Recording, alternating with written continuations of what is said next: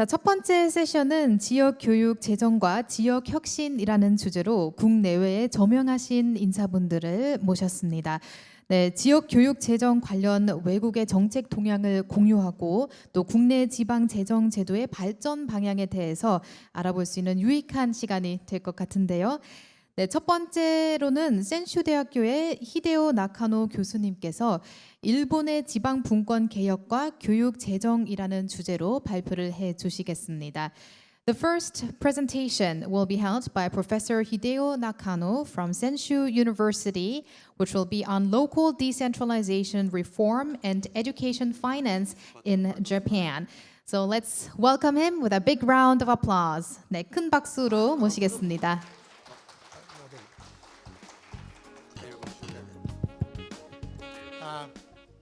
감사합니다. 저는 센슈 대학교의 나카노 히데오 입니다. 잘 부탁합니다. 저는 한국말 잘 못해요. 제 일본말을 마주 마가레스크입니다. Thank you.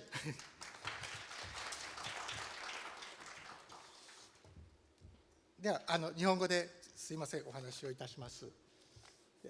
今日のテーマはですねこちらにございますように、日本の教育財政とですね、最近の日本の経済の動向等についてお話をいたします。大きく分けてですねお話しすることを4つございまして、一つは日本は韓国もそうなんですけども、非常に少子化が進んでおります。でその上にここ30年ですね経済があまり成長しない時代が続きまして、主に子育て世代が非常に厳しい状況にあると。そうした中で日本の教育財政というのは非常に大きく変化をしてきました。どんな変化をしてきたかと申しますと、一つはその教育というのがですね少子化対策の一つの柱になってきたということがあります。で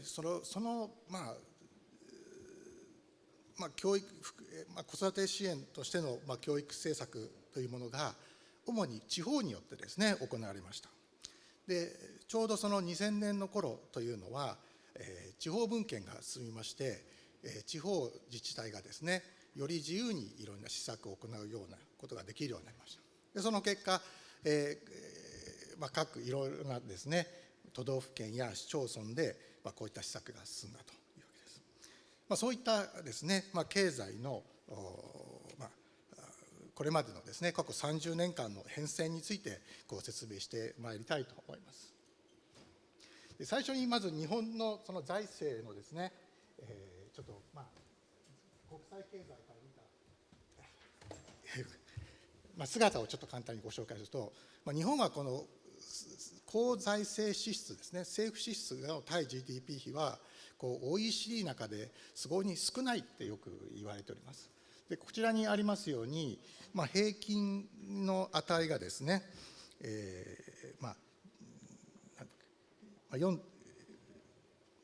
位の 25% ですか、4% ですね、真ん中よりも下の方に移っていると。これは一体どうしてなのかと、これがいろいろ議論もあるわけです。でそれの一つ手がかりといいますかですね、ちょっとその教育財政との関連でちょっと最近の少子化の現状を見てまいりますと、青い線は小学校に在籍している子どもの数ですね。で赤いのは小学校の数です。で小学校の学校運営っていうのは基本的には国が標準として決めています。40人、昔はここにありますように45人学級とか40人学級という形でですねもう決められてたんですね。それ以外の学級編成はできませんでした。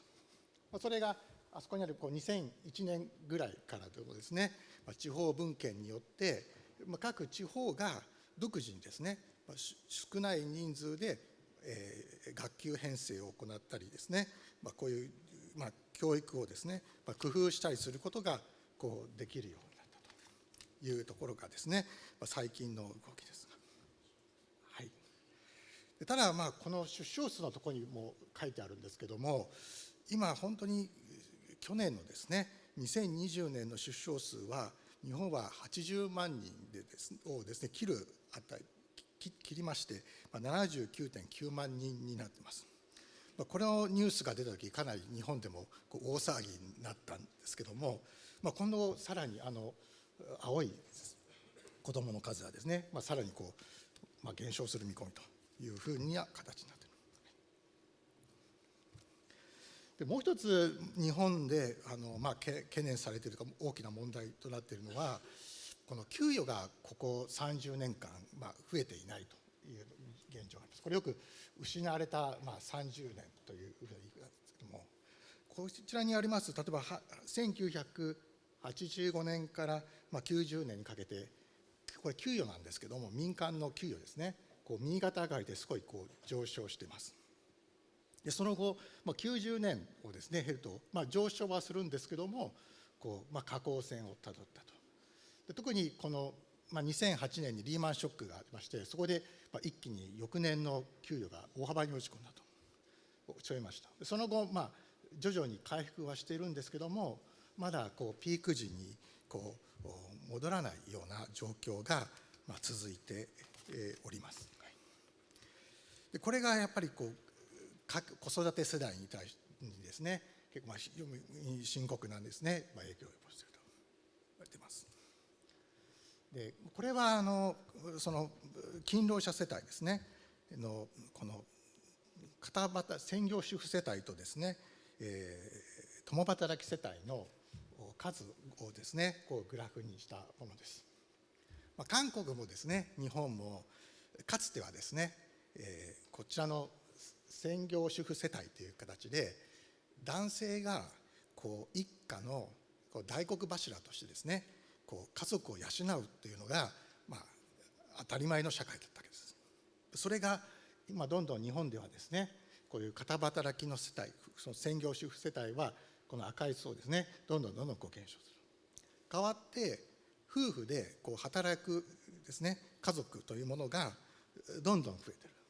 今はやですね共働きのですね家族というものが当たり前になってきたというわけです。でこれがやっぱりその教育やですねその福祉にも結構大きな影響をですね及ぼしています。で次の図なんですけども、これはそのちょうど1997年ですね給与がピークになった時のその世帯で家族とですね勤労者世帯の収入と支出を見たものなんです。で直近一番新しい数字が2019年でおよそ20年経ってるんですけども、ご覧になって分かるように一番上の収入っていうのは増えてないんですよね。もうほとんど変化がないと。それは先ほど申しました夫の方の収入が減ってるんですね。で代わってこの下の赤いところにですね囲みにあるようにその妻がですねパートなどによって働いてですね、収入を増やしている状況が続いています。ただ共働きで家庭の収入を支えようとしてもやっぱり社会保険料と税金の負担が増えてますから、一番下から3番目の赤いところをご覧になっても分かるように消費の水準はむしろ30年で減少しちゃってるわけなんですね。非常にやっぱり今日本のですね、子育て世帯をめぐる環境というのは非常に厳しいものがあるということが分かります。で次のですねところです。でこの消費が落ち込む中でじゃあその教育の支出ってどうなっているのかを見たのがこちらの、表です。これはもう文部科学省の資料なんですけども、子どもですね、韓国と日本は同じで、6歳から12歳が小学校で、12歳から15歳が中学校ですよね。その後高校に進学するんですけども、どこの、ね、公立と私立、公立の小学校、公立の中学校、公立の高校と、私立を分けてますけども、家計が負担する教育費っていうのは、大きく分けて3つありまして、1にある、学校で負担する教育費ですね、学校教育費です。あともう一つは日本の特色なんですけども、給食費ですね。小学校中学校で、お昼に提供される学校給食費、これは自己負担ですね。でこの自己負担の給食費の負担が、大体、年間で3万5、6千円、36万ウォンぐらいかもしれません。ただやっぱり一番負担が大きいのは、やっぱりもうこれも韓国と同じなんですけども、塾ってですね、こちらに3番にあります、学校外活動費っていうのが、日本は非常に多いわけです。でこの学校活動費が増えた結果、日本の家庭はですね、消費全体は減っている中で、教育の負担はやっぱり1997年ですか、8年とですね、その21年を比較すると、いずれも負担が増えているということが分かります。非常に子育てをする上で、この家庭のこの教育の負担というのが非常に重たくなってきたと。だからこの教育の負担を減らして、軽減させていこうという動きがですね、最近出ております。一つは学校給食費ですね、あれを無償化するということで2番目を。でもう一つは3番目か、授業料ですね。もちろん小学校と中学校は義務教育なんで無償なんですけども、公立の高校と私立の高校はもちろん授業料を負担します。でこの授業料の負担を、自治体、国とですね、地方で、負担をしましょうというのが非常に増えてきております。はい。それが今のその日本の教育をめぐる環境と言えるんではないかなと思いますけども、ただですね、ちょっとここでちょっと重要なのは、次のページちょっと見てみますと、これちょっと動かないですね。これちょっとこれ動かない。はい、ありがとうございます。そもそも日本と韓国っていうのは教育財政の仕組みがもうまるで違っています。どちらがいいとか悪いとか言ってるわけではないんですけども、どう違うかというと、日本は韓国はですね、その教育の予算とそれ以外の予算というのは完全にこの特別会計によって分けられてますけども、日本は全て一緒くたにしてですね、行います。で韓国は教育官方が選挙で選ばれて、そこでこちらに赤い囲みでありますように、この予算を編成して執行しますけども、日本はですね、全て自治体の長、これ首長と日本語で読むんですけども、首長が全てやるようになる。つまり教育の担い手っていうのはその自治体の長がやるというのが、日本の大きな特徴なんですね。そういう特色があります。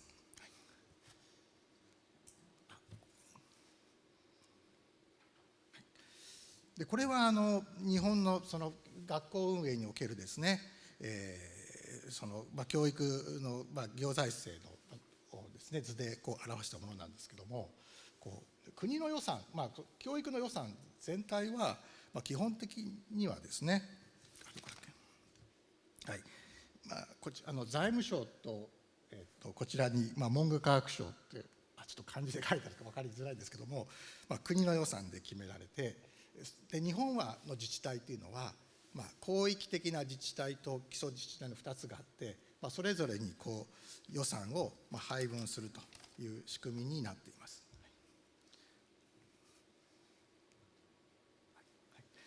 で、学校教育、特に義務教育の小学校や中学校というのは、非常に複雑な形をしているんですね。で、学校を運営するのは市町村ですね、基礎自治体が行います。で、そこの教員の給与というのは、実は県がですね、広域自治体が負担するっていう、非常に重層的な、構造をしております。これを県費負担教職員制度という言い方をするんですけども、こういった形でですね、学校運営が行われているという特色があります。はい、次で、こちらはその教育の行財政っていうのは、先ほど今申しましたように、その自治体のですね、議会と首長さんと教育委員会だと。この教育委員会は韓国の教育庁のような役割を果たしているんですけども、もともと日本でもですね、この首長さんと教育委員会っていうのは対等な関係なんですね。どっちか偉いとか偉いというわけじゃなくて、対等な関係があります。やっぱり政治的な中立性というものを考えて、こういった仕組みを戦後作られたんですけども、しかし一方ではですね、こういったこの教育委員会の機能というのは実はほとんど正直言ってありません。こちらにある図というのはですね、こうやって怒られちゃうかもしれませんけども、東京都のですね、これ教育委員会のですね、その会合ですね、審議の様子を示したものです。こちらに今映っているのが教育委員の方々なんですけども、皆さん他の仕事をされて非常勤でやってらっしゃいますね。で、やっぱり1年の会合がやっぱり10回とかぐらいしかありませんので、非常に限られていると。でも東京都っていうのは児童がですねと生徒合わせるとやっぱり80万人近くいるんですね。ですからその年間の予算っていうのは8000億円ですね。だから8兆ウォンですか、8兆ウォンぐらいの大きな予算、こんな大きな予算をねここだけで審議ってやっぱり無理ですよね。だからじゃあ誰がやってるかというと、やっぱり知事さんですね。日本では小池百合子っていう女性ですけども、そちらで自治体ね、首長主体で教育が進められているということが分かります。はい、ですかね。で、はい。で、こういった日本はその教育はその地方の教育はですね、教育委員会ではなく、その首長さん中心に行われています。ところがやっぱりその各首長さん自治体の人はですね、何か政策教育を少し良くしたいと思っても実は昔はできなかったんですね。でそれができるようになったのがこちらの93年から始まるですね、第一次文献改革、そして三位一体改革、第二次文献改革というものです。で、具体的な中身に入っていくと非常にちょっと時間がかかるのでここでは省略しますけども、その結果、何がですね起こるなとかというと、まずその文献改革によって、今まで40人学級しかできなかったところがですね、より小さい人数で授業クラス編成を行うことができるようになったと。でもこれは文献とはちょっと少し関係がないんですけども、やっぱりこの文献改革後にですね、やっぱり日本の家計の負担、教育負担というのは重たくいいことが非常に問題となりましたので、都道府県やですね市町村が独自に教育負担軽減策を行うようになりました。一つはやっぱり家計の負担を考えるという点で、一つの子育て支援策の一つとしてですね見ることができます。ただ一方、そういった文献改革の中で非正規のですね職員、教職員の人が増えてきているっていうところが今少し問題となっております。でこちらはですねその文献改革後の自治体の学級編成の見直し、少人数学級をですね、ところを見てます。この図は山梨県がですね、去年ぐらいですか、25人学級でですね、を始めると。でただ、重要なのは、じゃあ、すべての自治体が足並みを揃えて、こういった少人数学級を始めるかというと、実はそうじゃないんですね。やっぱり非常に少人数学級に熱心なところと、そうではない自治体で、やっぱりはっきりしております。一言で言えば、人口が減少している自治体では少人数学級を一生懸命やるんですけども、東京とか大阪のようなですね、人口が比較的規模が大きくて増えているところはですね、こういった少人数学級には非常に消極的だと。これも一つ文献化のですね、特色として言えるのではないかなと思います。でもう一つはこちらですね、学校教育費の無償化というものです。でこれもともとはですね、このコロナ禍でその家計負担が非常に家計が生活が困窮する家計が増えたことを踏まえて、政府国がですね、地方に補助金を出してですね、そういったこういった生活支援のために使ってくださいという補助金を出しました。でその財源を使って多くの自治体でこの先ほどの3万6000の学校給食費のですね、無償化をね行いました。でただですね、それはあくまでその補助金が出たからやったわけであって、逆にその補助金がなくなっちゃうと、もしかしたらやらなくなるというわけですね。そんな中で、例えばこれは市川市というですね、ディズニーランドがあるところの近くなんですけども、そこではですね、その首長さんが選挙でですね、この無償化ですか、学校給食費の無償化を掲げて当選されてですね、今年から学校給食費の無償化を始めたというところがあります。でもう一つは、これが非常に大きいんですけども、今まではですね、その学校給食費は市町村ですね。であとその学級編成は都道府県なんですけども、今までは義務教育だけの話だったんですけども、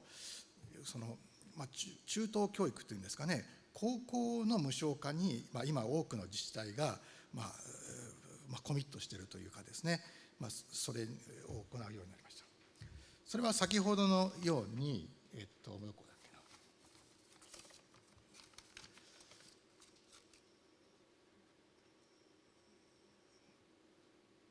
な、ここら辺はちょっと無償化がすでに入っている部分もあるので、金額がちょっと大きいんですけども、やっぱり私立の高校だと授業料って1年間で40万円かかるんですね。でもともと公立も10万円かかりました。でこれを無償にすると、その財政的な負担を軽減するという政策が2020年からですね、本格的に始まりました。これを高等学校の無償化と言います。こちらですね。こちらですね。あります。で色がですね、黄色の部分というのは国がですね行う、全国一律で行うものです。横軸はですね、世帯収入で、世帯収入が590万までは36万の給与のですね、授業料を減免するというわけですね。でこれに都道府県がですね独自に上乗せするんですね。ちょうど昨日ですね、大阪府がニュースがあったんですけども、大阪府で、今まではこういうふうに所得制限があったのを撤廃するっていうですねニュースが飛び込んできました。それくらい今多くの自治体でこういった高校の授業料を無償化すると。で重要なのは公立だけじゃなくて私立ですね。私立も無償の対象としているところがちょっと日本の非常に大きなですね特色として言えるのではないかなと思います。で今までは少子化対策、子育て支援としての政策を今お話をしてましたけども、教育というのはやっぱり地域と非常に密接な関係があります。日本もここのコンファレンスのテーマであります地域の消滅とですね、その地域の、人口の過密の問題がありますね。日本も東京にどんどん人口が増えて、地方の人口が減っております。そうすると何が起きるかというと、東京ではですね、学校の用地が足りなくなって見つからないんですよね。この一番左側のやつは、これ港区というですねところにある新たに作られた小学校なんですけども、これ羽田空港からモノレールに乗られるとこれ見えるんですけども、結構敷地がないので、行政の施設とですね学校を一緒に作って、さらに上の方にですね、高層の校舎を作ってます。前の緑はグラウンドじゃなくてですね、グラウンドの中にあるんですよね。そういったことを、これはやっぱりその教育とですね、地域が連携してやっていかないとできない。でもう一つはこの川場町とも関係するんですけども、今度人口がどんどん減っている地域では学校がどんどんなくなって統廃合が進みます。そうするともう空き地になったんですかね、使われなくなった学校を今度新たなですね、地域振興の拠点にするような取り組みが行われています。これを地域運営組織というんですけども、こういった取り組みが行われていると思います。ちょっとだいぶ時間が進んでいましたので、これでまとめに入りますと、その日本はこの2000年代の文献化を通じてですね、その公教育というのはやはりその少子化対策、子育て支援という点で、観点からも一定の前進をしてまいりました。ただどうしてもこういった日本は文献化で行われますから、やっぱりどこに住むかによって得られるその教育のサービスが結構異なることがですね分かります。そこを教育のですね機会均等との観点からどう整合性を持たせるのか、これは今後やっぱり考えないといけないと思います。あと2の方はちょっと飛ばしますと、あと3番のですね、やっぱり教育や一般行政というのはやっぱりお互い分離できるものではなくてですね、先ほどのこちらの例にありますように、やっぱり地域の中にやっぱり学校コミュニティがありますから、そこをどう生かすかっていうのがやっぱり教育の分野と一般行政の協力っていうのがやっぱり不可欠だと、そういったものがですね、日本においても今後の大きな課題としてあるのではないかなと思います。で、私からのですね報告は以上です。どうもありがとうございました。Thank you very much, Professor Hideo Nakano, for that informative presentation. 네, 일본의 인구 동향 변화에 따라 이 지방 분권 개혁이 꼭 필요했던 것으로 보이며, 또 특히 교육 행정에 있어서 좀 긍정적인 변화를 가져온 것이 분명히 보입니다. 다시 한번 교수님께 큰 박수 부탁드리겠습니다.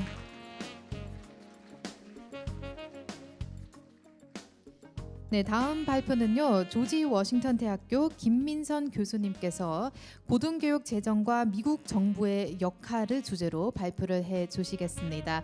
Moving on, we have Professor Min-sun Kim from George Washington University presenting about higher education finance and the roles of government in the United States. Let's welcome her with a big round of applause. 네, 큰 박수 부탁드리겠습니다.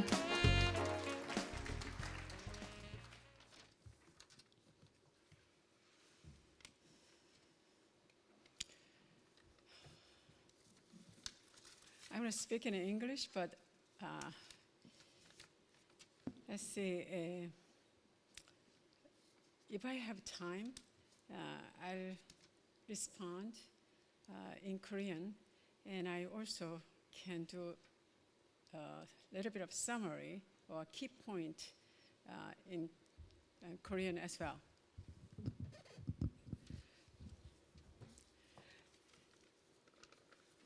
I'm Min-sun Kim from George Washington University. I'm teaching there, and I've been there almost 18 years.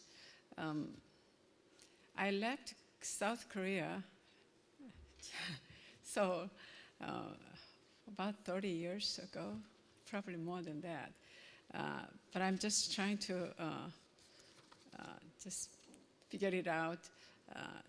how I can actually deliver some of the important higher education finance facts and try to make meaning with this conference. I need to adjust a little bit of my slide, so please bear with me if I skip a couple of slides, and I probably spend a little more time with I consider it some relevant topic. In this presentation, I'm going to just focusing on some state and federal initiatives and also some current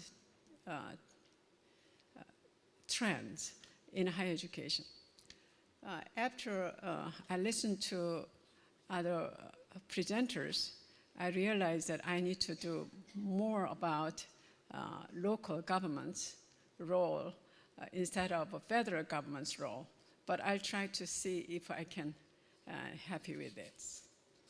The most important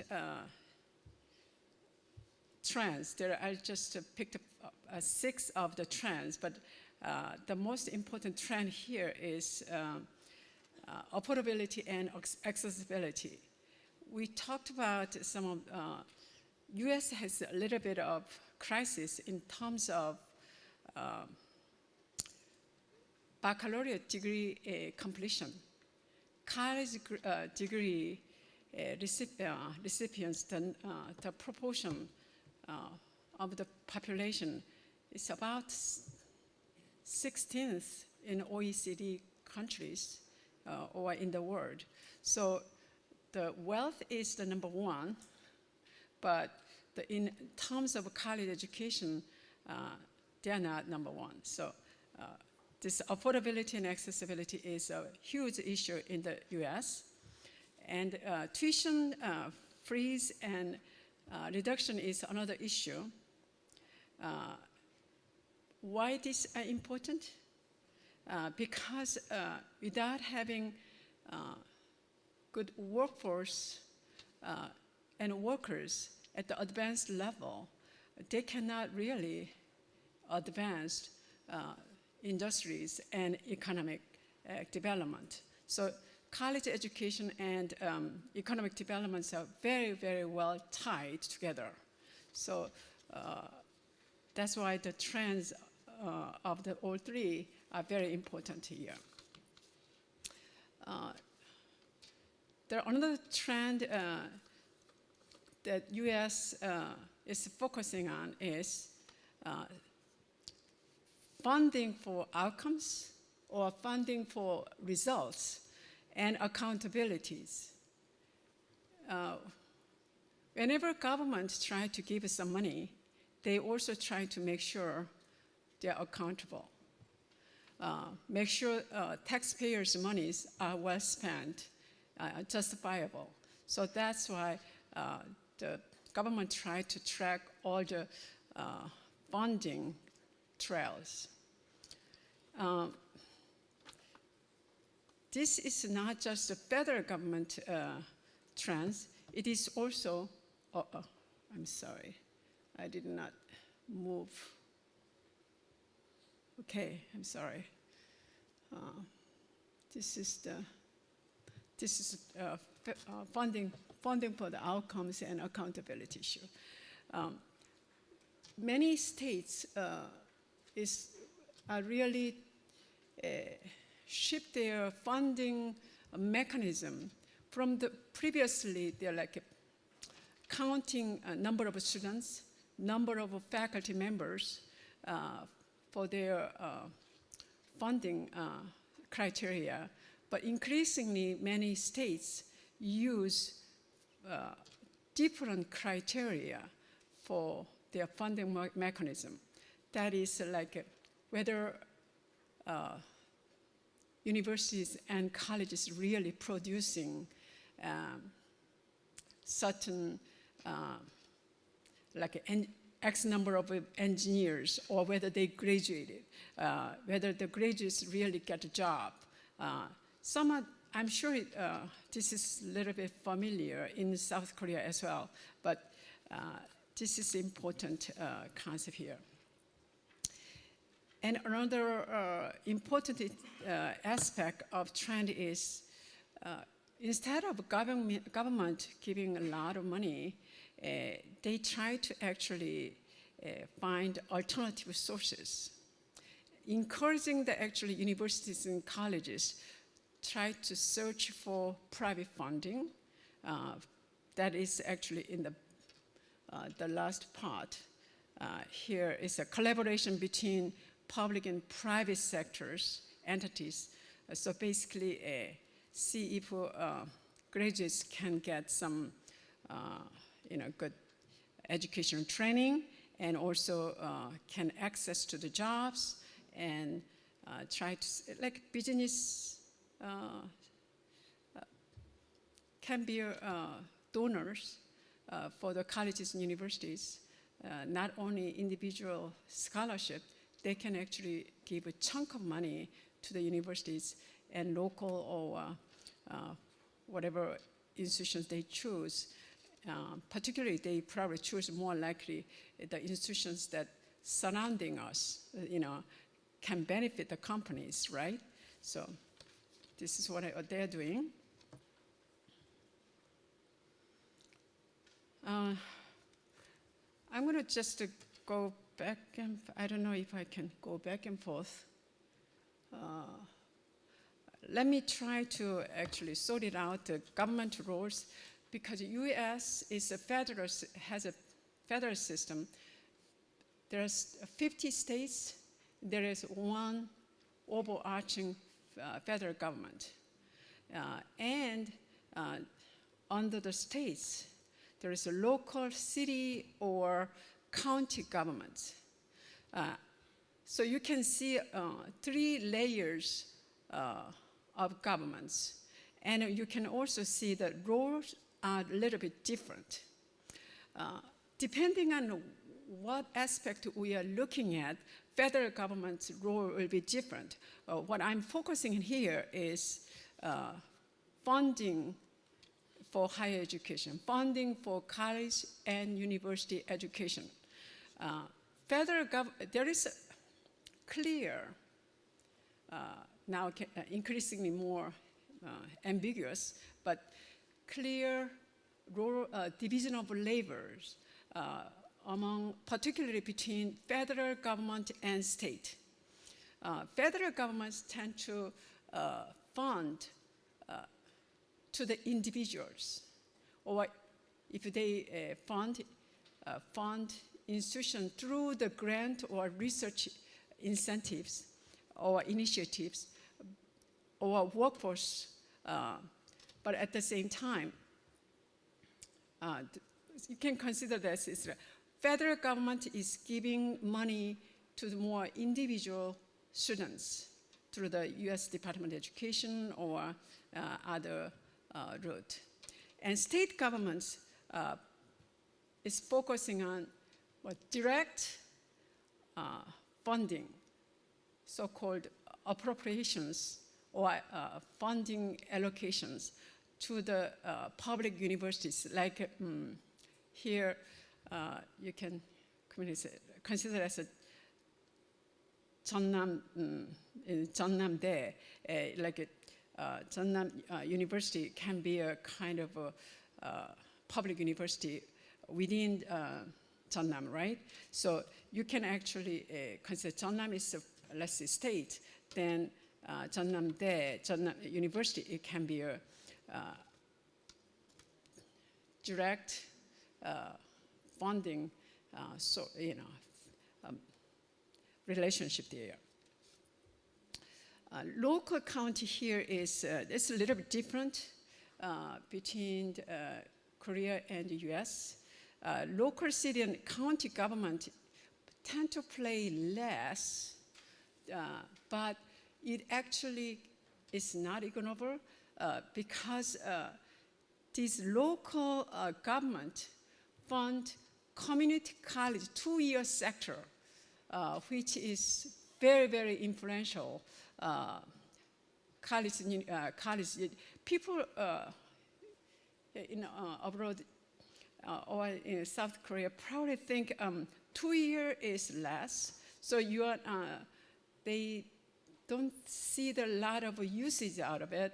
But in the U.S., community college and 2-year sector are very, very well used for the community development and for residents' welfare or continuing education.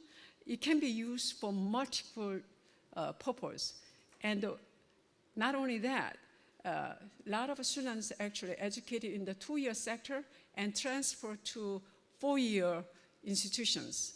So you can see that you spend less money by attending community college with the money heavily supported by state and local government, and then you move to 4-year institutions, which the tuitions and fees are much more expensive.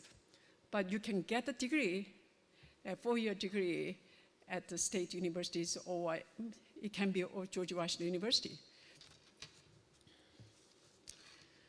Okay, let's try to move to state appropriation and trend. This picture was from my article published several years ago about in educational policy. And the reason I'm showing this picture is you can see the blue and red. Blue line shows that state appropriation, and the red is showing the tuition and fees. State allocation, state appropriation is the curves going down. You can see the tuition and fees, the curves go up. You can see almost like this situation. What I try to show here is we complain about increasing tuition and fees particularly in the public sectors. So, many low-income students cannot access to 4-year institutions and also high-quality education. Problem is, state appropriation cannot follow the increasing cost. And their actually contribution is sometimes decreased too. Or state cannot cover the inflation rate. Actually, in higher education has a separate index, like a higher education price index. We are not following the consumer price index because we are not just talking about bread and rice and potato or those kind of things. Our basic index is faculty and staff salary and building maintenance. Does it make sense? And IT support. These are very, very expensive, costly index that we have to follow. So it is almost very, very hard to actually comparing this consumer price index versus college price index there. Okay, let me see. I think what you're trying, let me see. I'll show you this. I just wanted to show the biggest stream, major stream of higher education budget revenue in the U.S. Probably about the same here too, but especially in public sector, governmental funding source is most important here, and tuition and fees. and research contracts, and private donations and philanthropic activities. These are very, very important components. But the tuition price is different between different universities, and particularly wider difference between states. So I want to just tell you the why there is so much differences in terms of college cost and price, okay?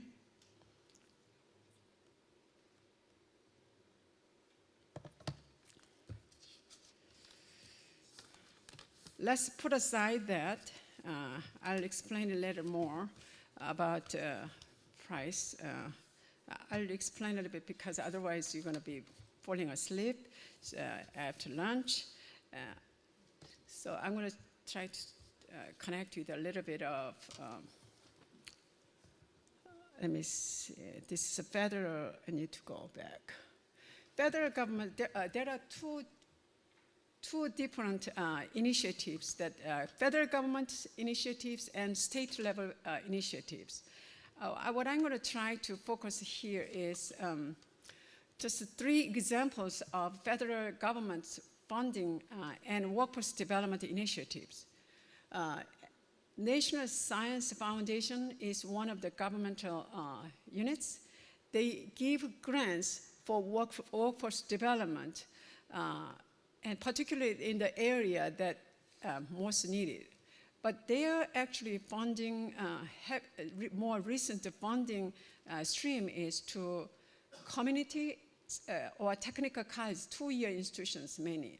By the way, community colleges become more diverse. It can be 2-year, it can be 3-year, it can be 4-year, even baccalaureate granting community colleges are getting more popular as well. And another federal initiative is Workforce Development Grant Direct. This is interesting concept. Federal government and state governments are separate, and local government is even separate.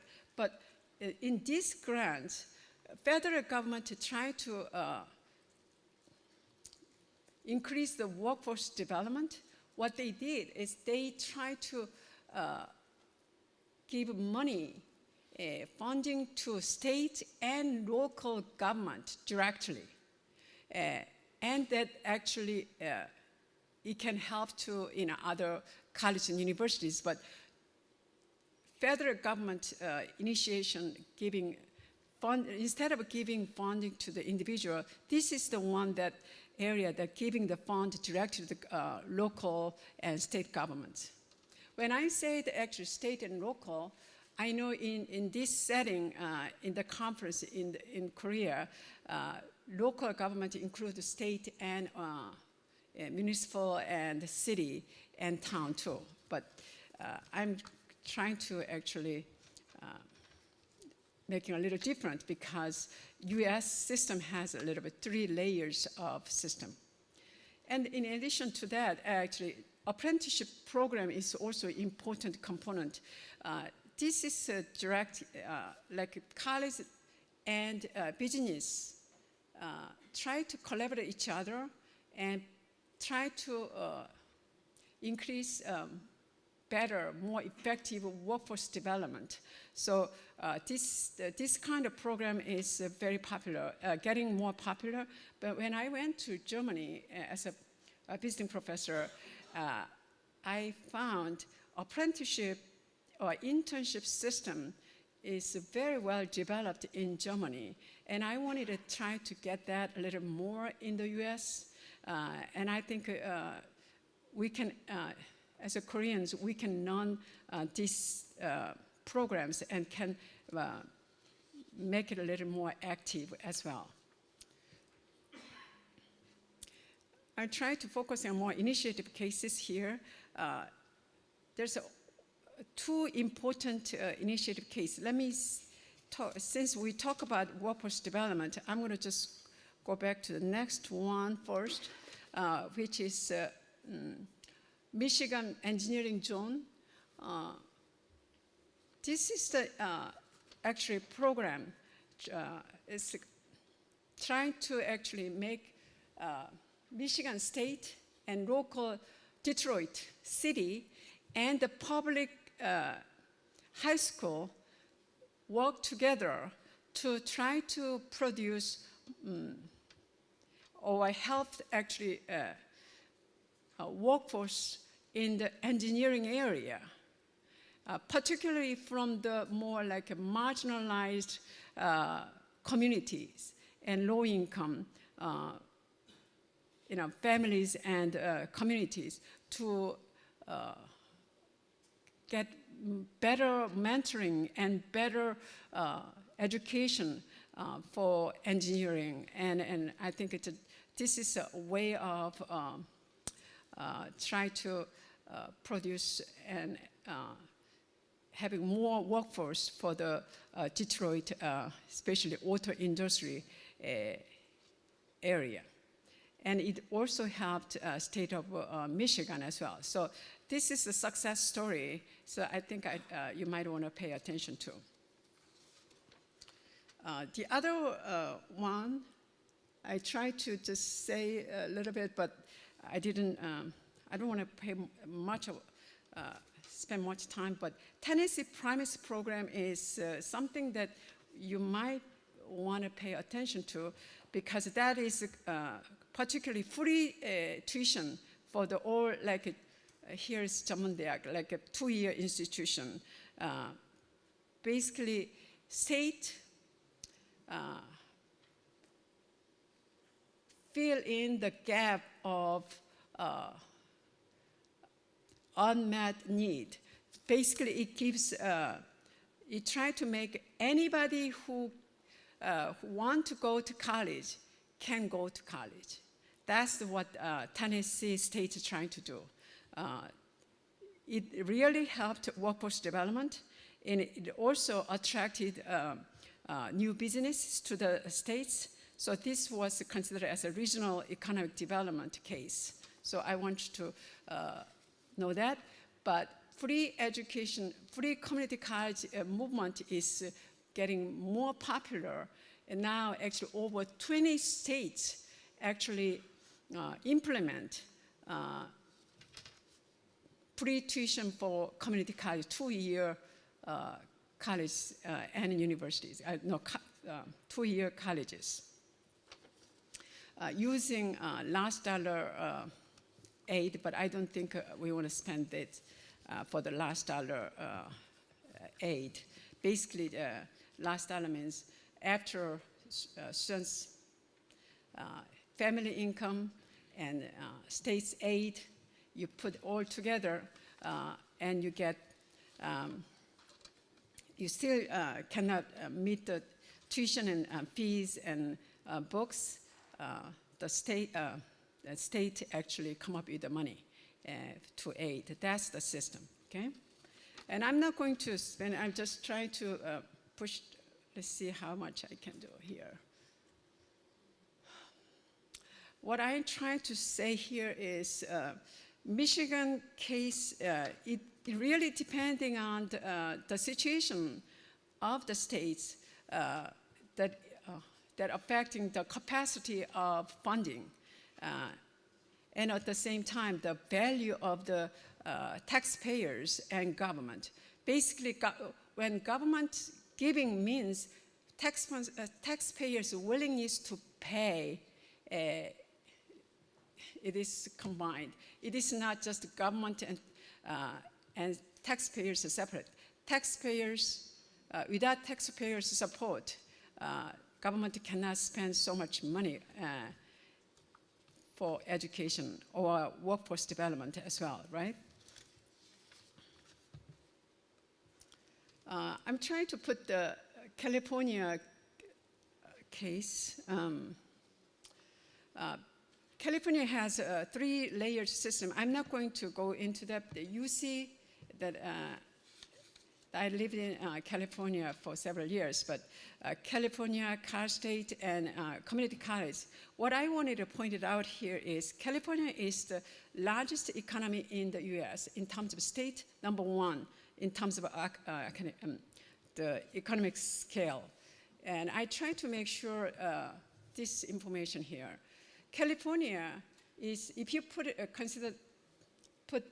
nations together in the whole world, California state just itself is the 5th largest economy. So when we talk about states and the federal and the local, California itself is the number 5 in the, if you put in an economy in the whole world. That the game is very different. So you need to adjust the concept here. They behave a little different, and not little, actually a lot different.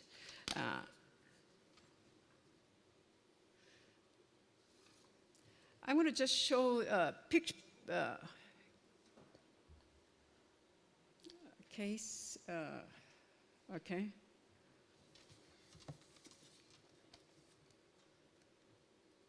Yes. 2-year sectors. Are you? Do I need to finish it? Yeah. Okay, all right, I can finish it.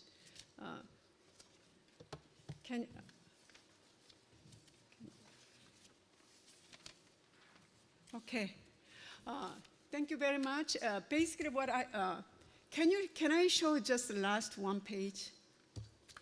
Just if you can. But anyway, what I'm trying to say is the states and nations and local governments are all different, and it is very difficult to work and just thinking about just how to use and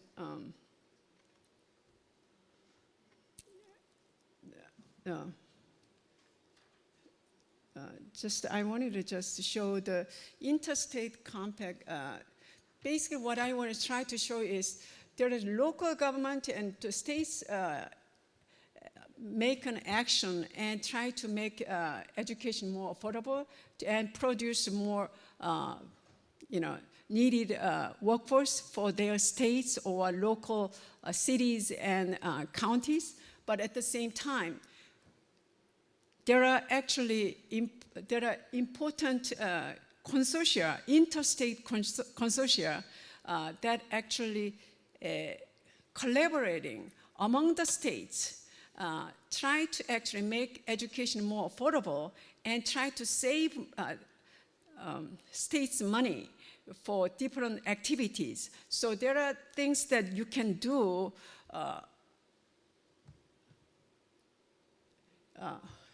Yeah. There are a lot of things you can do through the interstate collaboration effort. So that's what I'm trying to say here. All right, Professor. Okay. I think that's the time we have. Thank you. I wish we had more time. All right, let's give Professor Min-Sun Kim another big round of applause for that presentations. Thank you very much for laying out the different trends in higher education financing and funding. 네, 교수님께 다시 한번 큰 박수 부탁드리겠습니다. 네, 이어서 패널 토론을 시작하도록 하겠습니다. 네, 토론의 좌장을 맡아주실 요코하마 시립대학교 국중호 교수님과 또 앞서 발표를 해주신 두 분의 연사분, 그리고 토론에 패널로 참여해주실 경기대학교 구균철 교수님, 경북연구원 김병태 연구위원님, 그리고 한국지방세연구원 오나래 부연구위원님, 교육부의 최홍준 과장님께서 무대 위로 올라와 주시길 바라겠습니다. 네, 지금 무대를 세팅하고 있는 중인데 앞으로 나와 주시면 바로 패널을 시작하도록 하겠습니다. 네, 이제 모두 자리에 착석해 주셨으면 지금부터는 좌장님이신 국중호 교수님께 진행을 부탁드리겠습니다. 예, 감사합니다. 좌장을 맡게 된 요코하마 시립대학의 국중호입니다. Can you hear? 예, 저 몇 분까지 할까요? 이게 가장 중요한 게 저는 시간을 잘 지켜야 되는 거니까 저희들 다음 세션이 있으니까요. 한 30분 정도만. 하도록 그렇게 되겠죠? 예, 그렇게 하도록 하겠습니다. まずですね、中野さん、すいません。우선 저 한국말로 계속 하겠습니다. 한국말 괜찮아요? 예. 자, 한국말로 하고요. 나카노상한테는 뭐 필요하면 일본말 잠깐 들어가고 하겠습니다. 그럼 오늘 상당히 중요한 시간이니까 각각의 그 발표에 대해서 간단히 질문 너무 많이 하지 마시고 한 5분 내로 그 코멘트를 부탁드리도록 하겠습니다. 우선 구균철 선생님, 저 소개는 시간 절약을 위해서 본인이 간단히 말씀해 주시고 여기 있으니까 그 다음에 바로 시작하도록 하겠습니다. 예, 구균철 선생님 부탁드립니다. 네, 안녕하십니까. 방금 소개받은 경기대학교의 구균철이라고 합니다. 앞에 두 분 발표 잘 들었습니다. 차례대로 조금씩 2분 정도씩 말씀을 드리도록 하겠습니다. 우선 일본의 사례를 말씀해 주신 나카노 교수님, 제가 들으면서 이제 일본과 우리나라의 공통점과 차이점을 좀 이렇게 말씀을 드리고 싶었는데요. 공통점은 아시다시피 교육이 일반 정치와 중립적인 입장을 취한다는 그 아주 기본적인 그런 입장이고요. 두 번째는 일본도 우리나라와 같이 사교육비 부담이 꽤 크다라고 하는 점입니다. 그거 아까 발표하실 때 말씀을 주셨고요. 세 번째는 이제 최근 무상급식 같은 경우, 그 다음에 또 고교 무상 교육과 같이 일본도 우리와 비슷한 시기에 이제 공교육에 대한 그 정부의 재정 지원이 많아졌다라는 점을 확인할 수 있었습니다. 그럼에도 불구하고 차이점도 상당히 많이 있는데요. 우선은 그 발표문의 도표 1을 보시면은 그 학교의 통폐합하고 학생 수 줄어드는 걸 볼 수 있는데요. 2010년 이후에 학생 수 줄어드는 그 속도와 그다음에 학교가 줄어드는 속도가 거의 비슷하게 내려가고 있습니다. 네, 그래서 우리나라도 이제 학생 수가 많이 줄어들기 때문에 학교에 대한 통폐합도 가속화될 것 같고 앞으로 10년 뒤에 우리도 그런 모습이 되지 않을까 생각이 드는데요. 그 다음에 두 번째 우리가 가장 관심 있는 차이점은 지방 이 교육 재정 시스템 자체입니다. 그러니까 우선은 발표에도 말씀 주셨지만은 일반 재정과 교육 재정이 이제 구분돼서 운영이 되고 있는데 우리나라는 그렇게 구분돼서 특별 회계로 운영되고 있죠. 근데 일본 같은 경우에는 일반 회계로 그냥 같이 예산 편성이 되고 있는 게 가장 큰 차이점이고요. 그다음에 상당히 재밌는 거는 그 일본 같은 경우에 교직원 급여비가 이제 광역에서 부담을 하고 운용은 기초자치단체에서 한다는 겁니다. 가령 그런 거죠. 우리나라의 수원시 교육지원청하고 매칭이 돼서 예를 들어서 학교 운영에 직접적으로 관여를 한다는 말인데 이거는 상당히 우리한테 생경한 그런 제도이고 또 그렇게 됐을 때 우리도 더 학교 중심의 현장 중심의 교육이 되지 않을까라는 생각을 해보게 됐습니다. 그런 차이점과 공통점을 기반으로 해서 이제 우리가 같이 일본과 우리나라가 같이 직면하고 있는 문제점이 있습니다. 아시다시피 고령화 그리고 학생 수의 감소를 들 수 있습니다. 학생 수 감소와 고령화를 통해서 기본적으로 노동력이 줄어들게 되고 기존에 있는 노동력의 생산성 자체도 감소를 하게 된다는 문제점을 가지고 있습니다. 그래서 이런 어떤 시대적인 문제에 일본과 우리는 공통적인 어떤 해결책을 찾아야 될 상황인데요. 거기에서 직업교육 같은 경우에 혁신적인 직업교육 체계 그리고 그런 직업교육 체계를 뒷받침해 줄 수 있는 교육 재정이 필요하다라는 생각이 듭니다.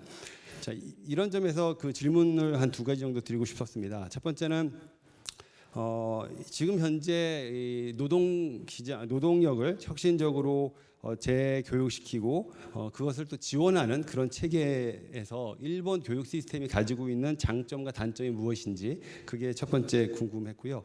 두 번째는 일본 같은 경우에 교육 재정이 일반 재정과 같이 운영되고 있음에도 불구하고 아까 마지막 페이지에 교수님께서 그 연계가 필요하다라는 말씀을 강조하셨어요. 그러니까 일반 재정하고 교육 재정이 같은 하나의 그냥 재정에서 예산을 편성하고 같이 운영되고 있음에도 불구하고 그렇게 연계가 중요하다 말씀하셨는데 우리나라는 행정도 불분돼 있지만 재정도 특별회계로 구분되지 않습니까? 그런 상황에서 아까 그런 말씀을 주셨습니다. 그래서 앞으로 이제 우리나라가 좀 더 이제 교육 재정과 일반 재정, 일반 행정 간의 관계를 연계를 높이기 위해서 일본이 어떤 그 일본의 사례라든지 장단점들을 좀 우리한테 알려주시면 감사하겠다는 말씀을 드리겠습니다.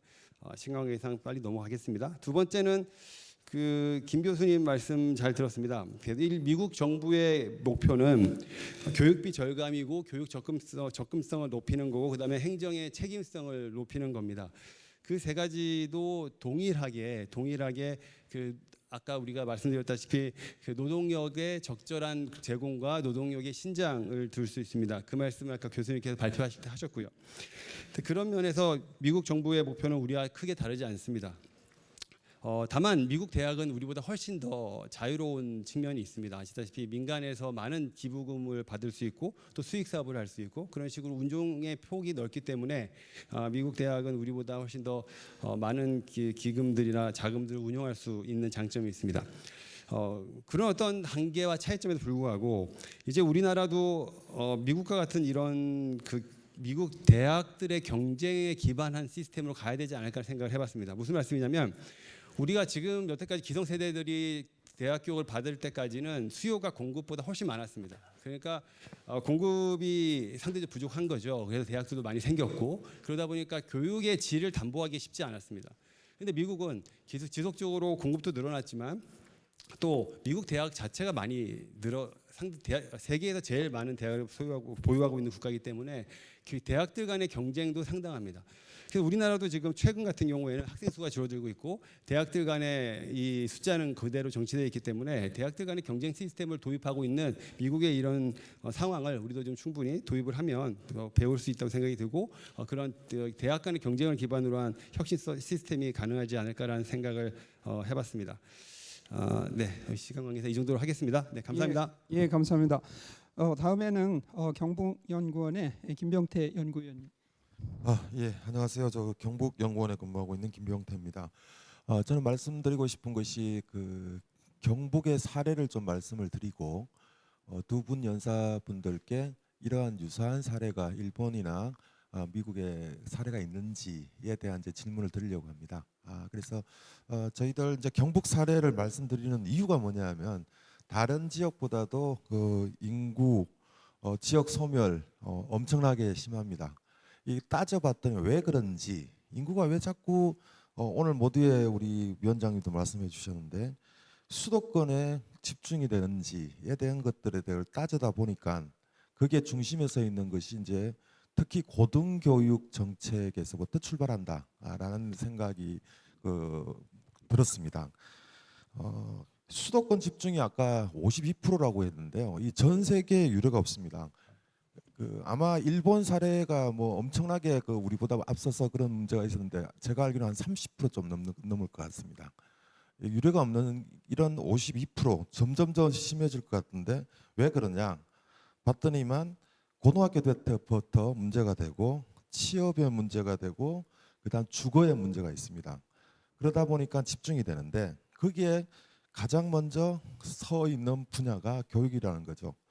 교육이 잘 안 되니 취업도 잘 안 되고 정주 환경까지도 연결이 안 되니 이 문제를 위해 가지고 경북도에서는 선제적으로 이 지역 소멸을 막기 위한 방법으로 뭐 여러 가지 정책이 있습니다만 하나의 좀 사례를 말씀드리려고 합니다. 경북 구미에는 대기업들이 꽤 많습니다. SK 실트론을 말씀드리려고 하는데 저희들이 SK 실트론에 직접 가봤습니다. 가봤더니만 12,000명 정도의 종업원이 종사하고 있는데 한 10,000명 정도가 생산직 근로자고 한 2,000명 정도가 엔지니어입니다.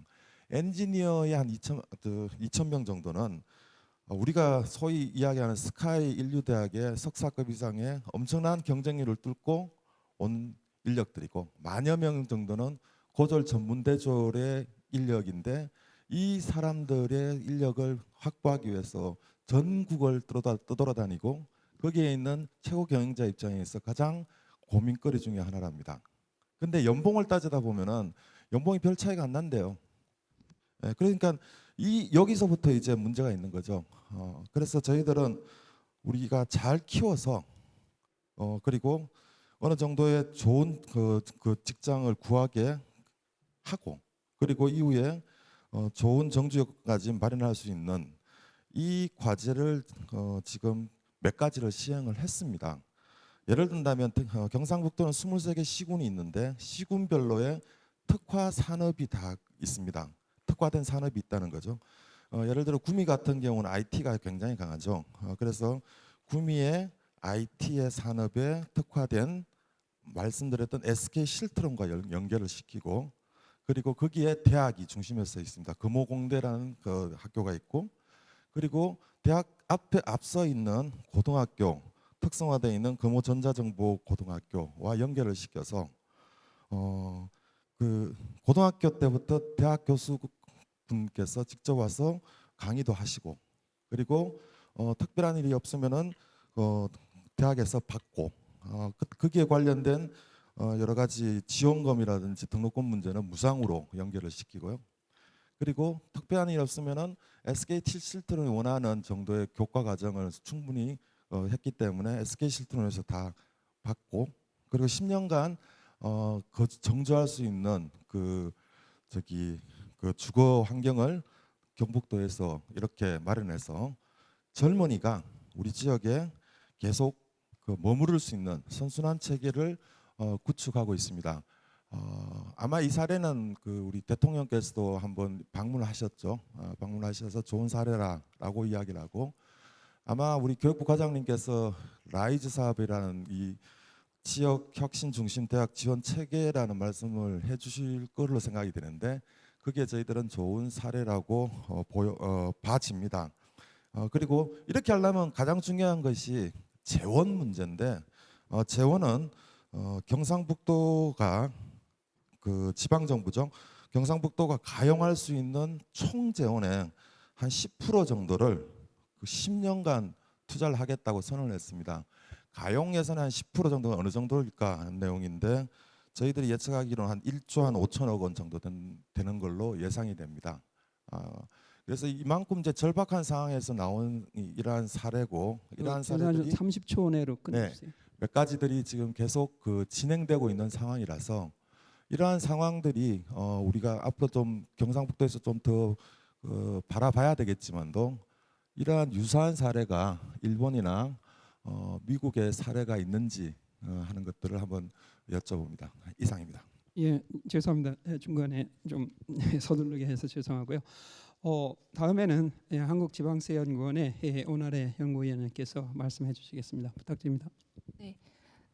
앞서 이제 발표한 일본의 사례를 보니 여러 가지 이제 지방 교육 재정을 둘러싼 환경이 한국과 이제 일본이 굉장히 유사하다.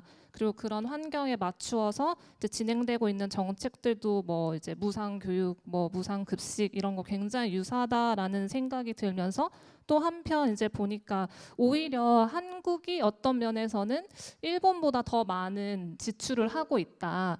이제 교수님께서 발표하신 내용을 보면 이제 일본 같은 경우는 이제 고교 무상 이제 교육 같은 경우는 이제 국비 지원이 일부 들어가고 이제 자치단체별로 좀 차등 지원을 하고 있는 현재 상황이고, 급식비 같은 경우는 기초자치별로 이제 일부 이제 차등을 두면서 이제 지원이 시작된 단계인 반면에, 이미 한국 같은 경우는 이제 고교 무상교육도 이제 전국적으로 다 실시가 되고 있고, 그다음에 무상급식도 지금 전국적으로 초중고도 다 실행되고 있어서 어떤 면에서 이제 재원이 더 많이 투입되고 있다라는 생각이 듭니다. 그런 면에서 이제 이 한국 같은 경우 지금 이제 학령 인구가 계속 감소하고 있음에도 불구하고 이제 기존의 이제 교육 재정으로 들어가는 이제 재원 말고도 자치단체별로 계속 이런 교육 복지라든지 다양한 자치단체장의 공약 사업이라든지 이런 측면에서 이제 재원을 교육에 별도로, 교육청과 별도로 이제 재원을 투자하다 보니까 이제 재량적 지출 부분에서 지방자치단체 간의 좀 경쟁이 좀 과열되는 양상이 나타나고 있다고도 볼 수 있을 것 같습니다.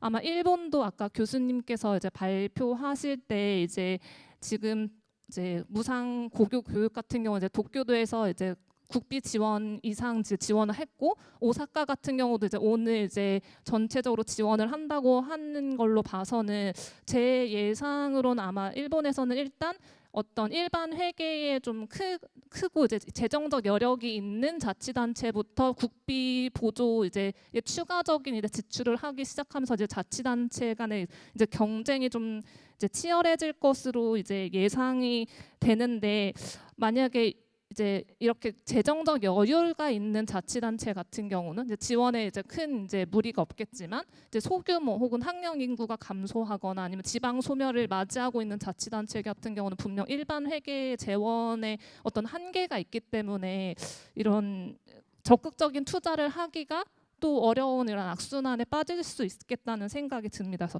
이런 지역적 편차를 고려했을 때 어떻게 일본에서는 이제 자치단체 간 어떤 방식으로 뭐 그러니까 자치단체와 이제 뭐 교육협력위원회 사이에 어떤 식으로 대응하고 있는지, 혹은 주민들의 어떤 이런 교육 서비스에 대한 니즈에 어떻게 대응하고 있는지에 대해서 좀 궁금하다는 점을 이제 먼저 질문을 드리고 싶고요.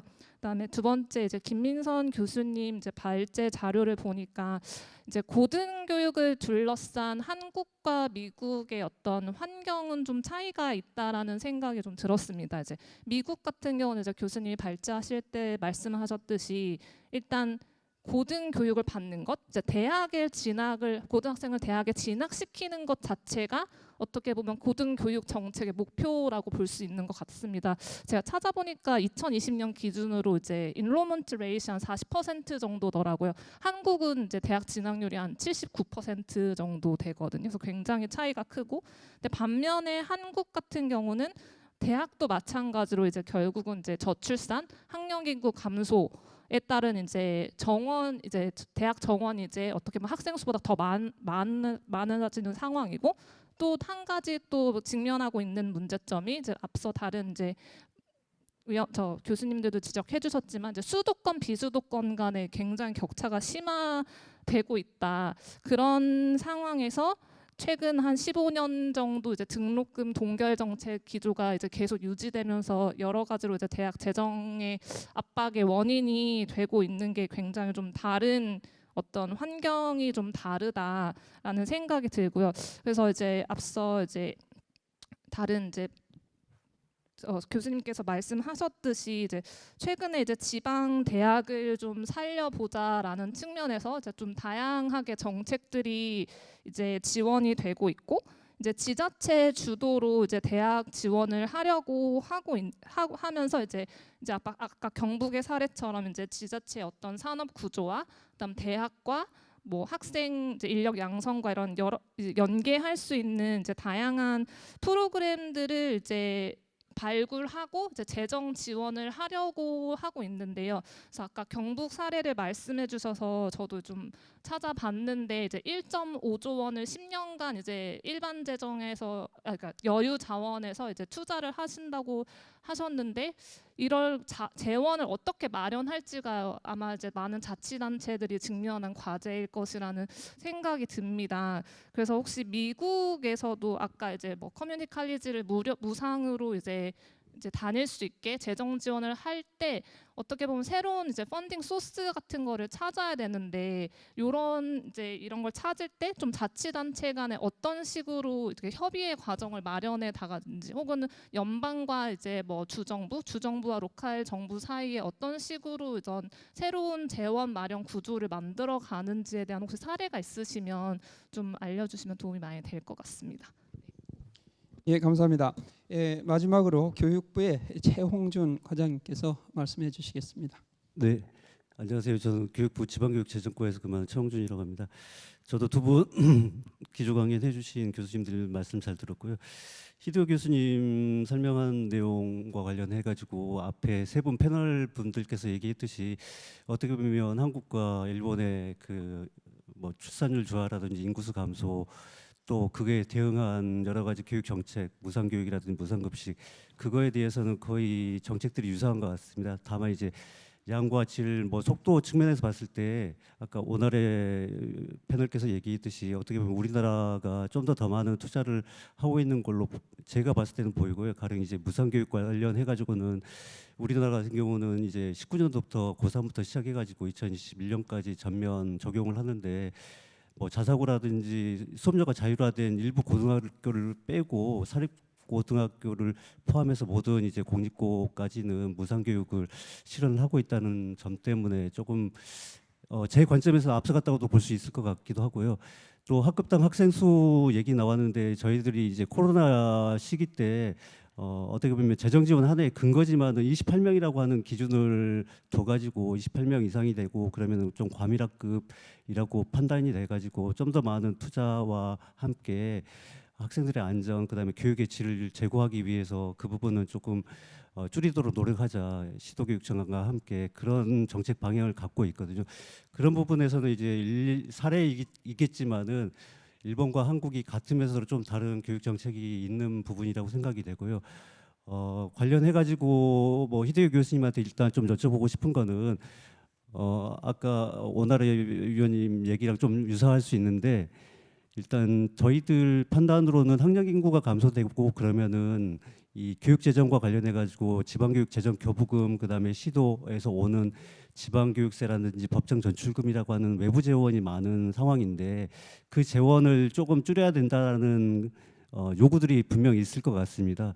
또 반대로 이제 디지털 교육 혁신이라든지 그리고 이제 교육부에서 좀 추진하고 있는 유보통합이라든지 또 제가 다음에 또 말씀 올리겠지만 라이스 사업이라든지 이런 측면에서 미래교육 수요를 좀 대응하기 위해서 특히나 이 저출생 사회에서 교육이 좀 더 과감하게 이거를 선제적으로 극복할 수 있는 계기가 되려면은 교육 재정이 좀 더 안정되고 충분하게 확보돼야 되는 거 아니냐라는 문제의식이 있을 것 같습니다. 이렇게 조금 상호 충돌되는 가치라고 할 수 있는 효율성, 책무성 대 그다음에 안정성, 충분성이라는 가치에 대해서 일본은 뭐 문부고학성이든지 아니면은 그 현 정부 차원에서 어떻게 대응을 하고 있는지 그게 하나 궁금하고요. 이 두 번째로는 또 일본 히데오 교수님한테 한번 여쭤보고 싶은데 일반 자치랑 교육자치가 우리나라 같은 경우는 조금 분리가 되어 있어가지고 교육자치법 그다음에 지방자치법 했고 재정도 일반에게 그다음에 교육비 특별하게 분리가 됐기 때문에 상대적으로 좀 칸막이 현상이라든지 소통 협력이 좀 덜 되는 부분이 없지 않아 있는 것 같습니다. 그거를 극복하기 위해서 나름대로 아까 얘기했던 유보통합이라든지 학교 복합시설이라든지 공동사업비라든지 협력을 더 잘 하도록 하는 기제를 마련하고 소통을 많이 하고 있지만은 아무래도 한계가 있다라는 생각이 듭니다. 또 그럼에도 불구하고 일본 사례에서 지금 일반자치랑 교육자치가 조금 통합 개념으로 돼 있는 것 같은데 거기서 조금 제가 조금 잘못되어 있는지 모르겠지만은 좀 소통이 잘 안 되고 협력이 잘 안 되는 부분을 일부 지적을 했던 것 같습니다. 그래서 제가 알고 있기로는 일본에서 폐교 정책이라든지 학교 복합시설 정책은 되게 앞서가고 있다라고 생각이 되는데 그 사례를 통해서 어떻게 하면은 이렇게 이 수장과 그다음에 교육위원회가 좀 더 긴밀하게 소통 협력할 수 있는지 그 방안이 좀 더 제가 배우고 싶어서 그게 두 번째로 궁금하고요. 이제 세 번째로는 우리 김민성 교수님한테 좀 여쭤보고 싶은 게 아까 우리 경북연구원 박사님께서도 말씀하셨듯이 교육부에서 이제 올해부터 어떻게 보면 새 정부 들어와서 지방 시대를 과감하게 얘기를 하고 그러면 이제 그동안 고등교육에 대한 권한 자체는 뭐 교육부를 포함한 중앙정부에서 상대적으로 많이 있었다고 생각이 됩니다. 그런 부분을 과감하게 이제 지자체 차원에서 이 라이스 사업이라는 걸 일단 2023년 4년 시범적으로 물론 경북도 당연히 선정이 돼가지고 같이 참여를 하게 될 텐데 7개 시도청과 함께 좀 거버넌스 체계를 구축하면서 역량을 재설계해가지고 2025년부터는 전면적으로 좀 확대하겠다는 그런 계획을 갖고 있거든요. 그런 측면에서 봤을 때 재원도 당연히 중요하고 그다음에 아무래도 이때까지는 교육부, 과기부, 산자부, 국가주도의 고등교육 정책을 펴다 보니까 이 라이스 사업이 성공할 것인지 아니면은 재정이 좀 확보가 되지 않은 라이스 사업이 어떤 의미가 있을지에 대한 의문이 많이 드는 것도 사실인 것 같습니다.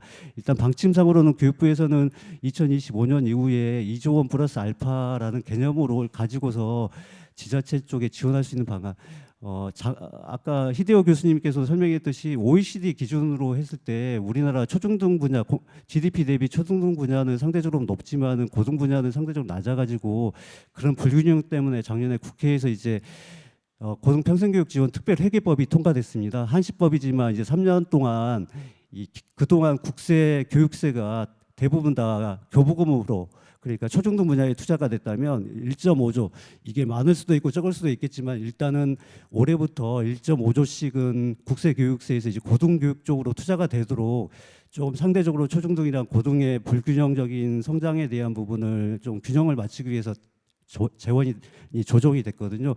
그런 재원들을 활용해 가지고 2025년부터 하겠다고 하는데, 이때 저희들이 좀 많이 참조할 수 있는 게 미국의 이제 스테이트 가버먼트 차원에서의 역할, 어떤 거버넌스 체계로서 우리 시도지사님들이 이 지역에 있는 사립대학 혹은 국립대학에 대해서 거버넌스를 갖고서 지원을 할 것인가, 그런 부분에 혹시 미국의 사례에 참조할 수 있는 부분이 있다고 하면은 그런 말씀을 한마디 더 해주시면 좋을 것 같습니다. 예, 이상입니다. 예, 감사합니다.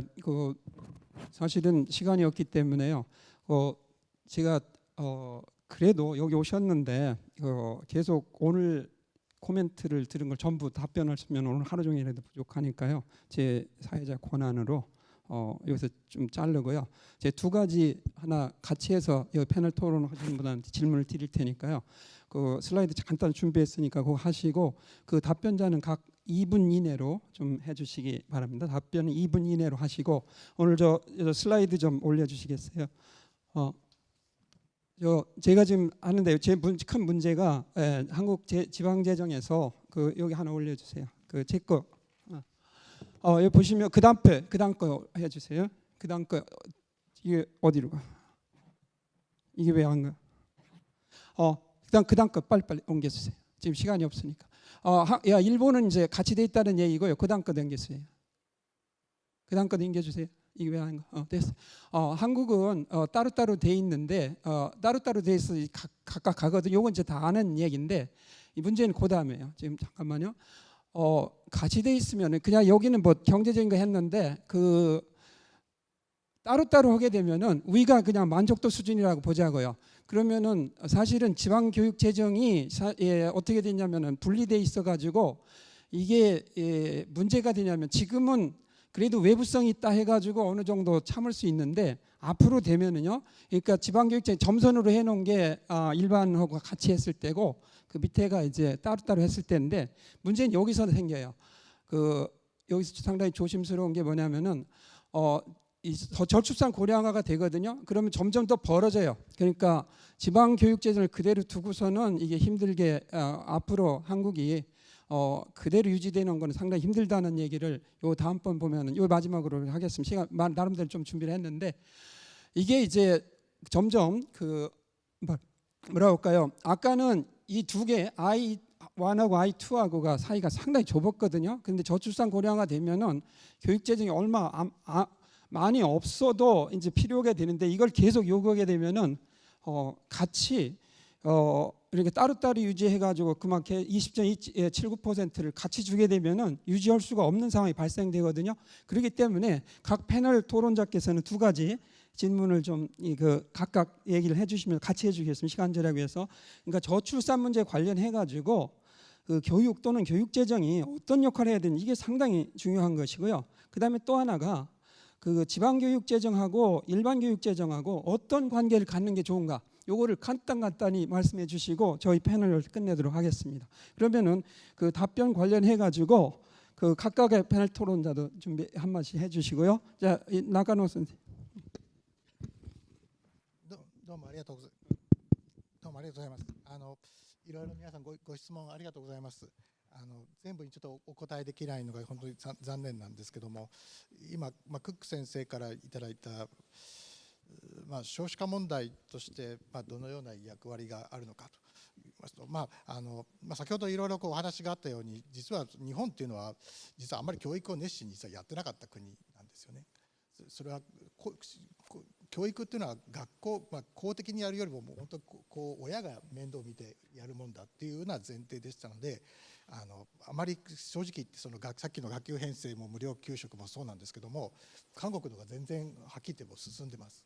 それはやっぱりなぜかというと一般会計に基づいて行っているからなんですよね。特にこの失われた30年と言われている、1990年からっていうのは特に最初は景気対策のためにたくさん地方に公共事業を行わせました。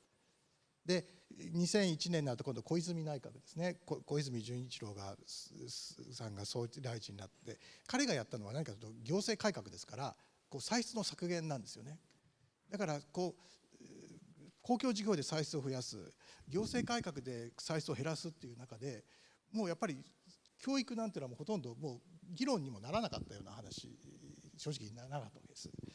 だから結果的にこういった教育というものが遅れてしまったというのはちょっと日本の問題ですよね。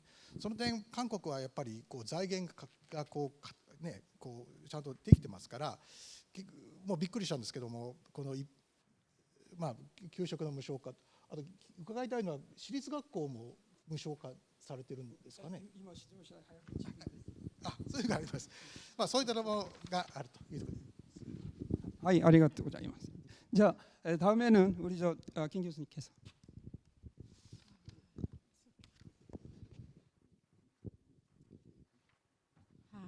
여보세요? 그래도 지금.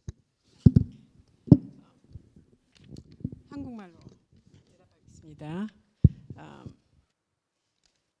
조금 섞어야 될 것 같아요. 영어를 다 빨리빨리 안 나오면. 제가 몇 가지 메모를 했는데 정확하게 이해는 내가 다 하고 있는지는 모르겠는데요. 로컬 파이낸스하고 내셔널 홀 로컬 에듀케이션 파이낸스하고 제너럴 에듀케이션 파이낸스 Local finance except for local education finance. It's split in Korea. How is the role between the two? You know what? I think it is hard to answer, but I'm going to tell here. Since I'm going to bring the American U.S. system here, in the U.S. there are different layers of government.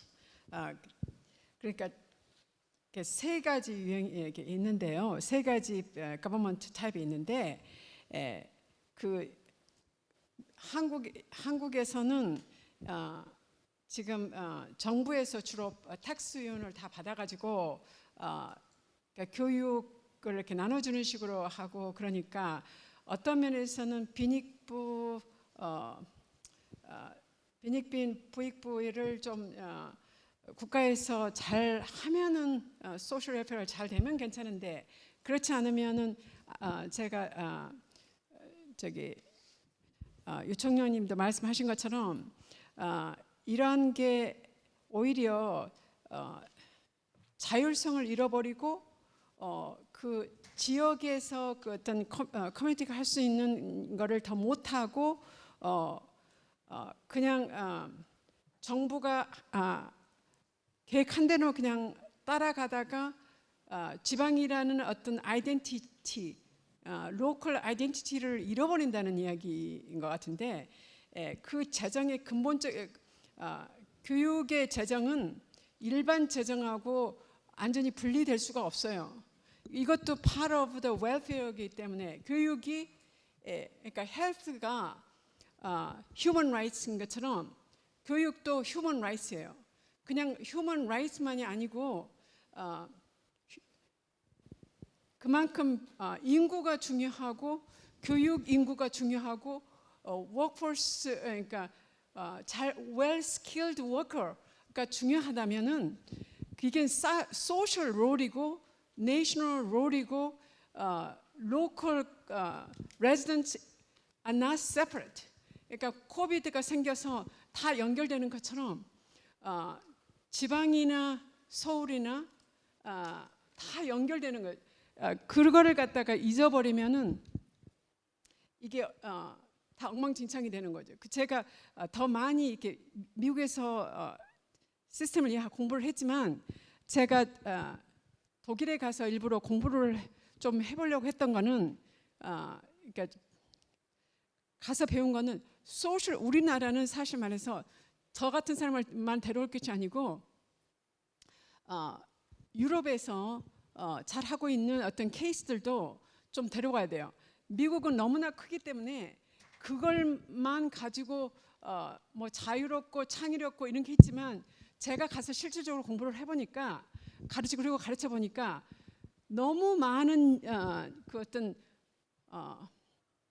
loss of money, 그게 너무 많아요. 그러니까 그것도 제가 어떻게 해서 이거를 해결해야 될지 저 혼자 할 수 있는 게 아니잖아요. 그러니까는 Sorry for that. 자, 시간 앞머리 없으니 죄송합니다. 별로 없으니까요. 그 한 마디씩 들어보는 식으로 하겠습니다. 구 교수님부터. 네.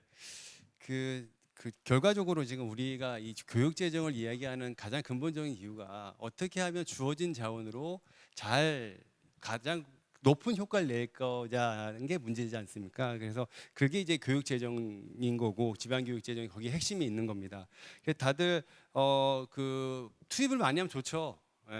늘리면 좋긴 해요. 근데 중요한 거는 안 늘리면서 최대한 잘하는 게 제일 좋은 거고, 그다음에 필요한 부분 늘려가면서도 최대한 우리가 할 수 있는 효과를 내자라는 측면에서 미국 사례 같은 경우에 우리가 배울 수 있는 부분은 철저하게 지방 정부나 그다음 카운티 정부나 대학의 책임을 묻는다는 거예요.